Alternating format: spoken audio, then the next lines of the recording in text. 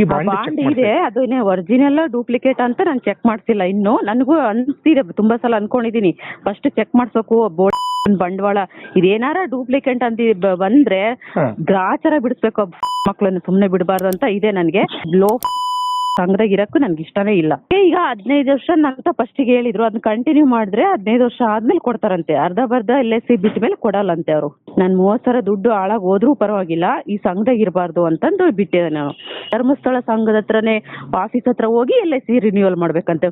ಮತ್ತೆ ಧರ್ಮಸ್ಥಳ ಅನ್ನೋದೇ ಸಂಘ ಅನ್ನೋದೇ ಬರಬಾರ್ದು ನನಗೆ, ಅಲ್ಲಿ ಕಾಲಿಡಬಾರ್ದು ನಾನು ಅಂತಾನೆ ಬಿಟ್ಟಿದ್ದೀನಿ ನಾನು.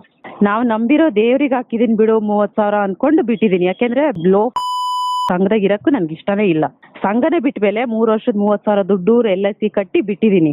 ಬಿಡಬಾರ್ದಮ್ಮ, ನೀವು ತಗೋಬೇಕು, ನೀವು ಕೇಳಿ ಬಾಂಡ್ ತಗೊಳಕ್ಕೆ. ಈಗ 15 ವರ್ಷ ಅಂತ ಫಸ್ಟಿಗೆ ಹೇಳಿದ್ರು, ಅದನ್ನ ಕಂಟಿನ್ಯೂ ಮಾಡಿದ್ರೆ 15 ವರ್ಷ ಆದ್ಮೇಲೆ ಕೊಡ್ತಾರಂತೆ. ಅರ್ಧ ಬರ್ಧ LIC ಬಿಟ್ಟ ಮೇಲೆ ಕೊಡಲ್ಲಂತೆ ಅವರು.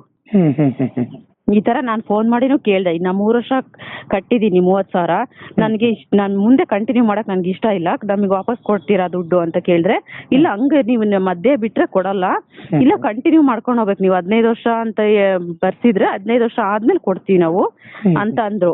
ನಾನು 30 ಸಾವಿರ ದುಡ್ಡು ಹಾಳಾಗಿ ಹೋದ್ರೂ ಪರವಾಗಿಲ್ಲ, ಈ ಸಂಘದಾಗ ಇರಬಾರ್ದು ಅಂತಂದು ಬಿಟ್ಟಿದೆ ನಾನು. ಮತ್ತೆ ಅವರು ಸಂಘ ಬಿಟ್ರು ಕೂಡ ಮತ್ತೆ ಅದೇ ಧರ್ಮಸ್ಥಳ ಸಂಘದ ಹತ್ರನೇ ಆಫೀಸ್ ಹತ್ರ ಹೋಗಿ LIC ರಿನ್ಯೂವಲ್ ಮಾಡ್ಬೇಕಂತೆ. ಮತ್ತೆ ಧರ್ಮಸ್ಥಳ ಅನ್ನೋದೇ ಸಂಘ ಅನ್ನೋದೇ ಬರಬಾರ್ದು ನನಗೆ, ಅಲ್ಲಿ ಕಾಲಿಡಬಾರ್ದು ನಾನು ಅಂತಾನೆ ಬಿಟ್ಟಿದ್ದೀನಿ ನಾನು. ಒಳ್ಳೆ ಕೆಲಸ ಮಾಡಿ. ಅಂತವ್ರ ಸವಾಸ ನಾನು ಹೋಗಿ ಮತ್ತೆ ದುಡ್ಡು ಕಟ್ಟಿ ಮತ್ತೆ ಅಂತವ್ರ ಸವಾಸದಾಗೂ ಇರಬಾರ್ದು, ಅಂತವ್ರ ಜಾಗದಕ್ಕೆ ಹೋಗ್ಬಾರ್ದು ನಾನು ಅಂತ ಬಿಟ್ಟಿದ್ದೀನಿ ನಾನು. ನೀವು ಬಾಂಡ್ ಆದ್ರೂ ಚೆಕ್ ಮಾಡಿಸ್ಬೇಕಾಗಿತ್ತಮ್ಮ. ಬಾಂಡ್ ಇದೆ ನನ್ನ ಹತ್ರ, ಹೋಗಿ ಚೆಕ್ ಮಾಡ್ಸಿರಿ, ಇದು ಡೂಪ್ಲಿಕೇಟ್ ಒರಿಜಿನಲ್ ಅಂತ ಚೆಕ್ ಮಾಡ್ತೀರಿ. ಅದೊಂದು ಇದೆ ನಂದು. ಇನ್ನು ನಾನು ಅಷ್ಟೋ ಸಲ ಅನ್ಕೊಂಡಿದೀನಿ, ನಂದು ಸ್ವಲ್ಪ ಮನೆ ಕೆಲಸ ಅದು ಬಿಸಿ ಆಯ್ತು. ನೀವು ಅದನ್ನ ಫಸ್ಟ್ ಚೆಕ್ ಮಾಡಿಸಿ ನೋಡಿ. ಹೋಗ್ಲಿ ಬಿಡು, ಅದು ಕೆಲವರಿಗೆ ಬಂದಿರುತ್ತೆ, ಕೆಲವರಿಗೆ ಅದು ಬಂದಿರಲ್ಲ. ಅದು ಯಾಕೆ ನಂಬಿಸ್ಬೇಕಲ್ಲ ಅವರು.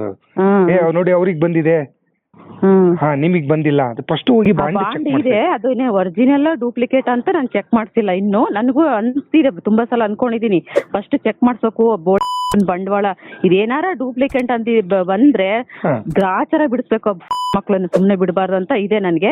ನಾನು ಸ್ವಲ್ಪ ಮನೆ ಕಟ್ಟಿಸ್ತಿದೀವಿ, ಸ್ವಲ್ಪ ಬಹಳ ಬ್ಯುಸಿ ಆಗ್ಬಿಟ್ಟೆ, ಕಡೆ ಈ ಕಡೆ ಓಡಾಡೋದು ನನಗೂ ಟೈಮ್ ಸಿಕ್ಕಿಲ್ಲ. ಇಲ್ಲ ನೀವು ಚೆಕ್ ಮಾಡಿಸಿ ಫಸ್ಟ್ ಅದನ್ನ. ಚೆಕ್ ಮಾಡಿಸಿ ನೋಡಿಸ್ತೀವಿ.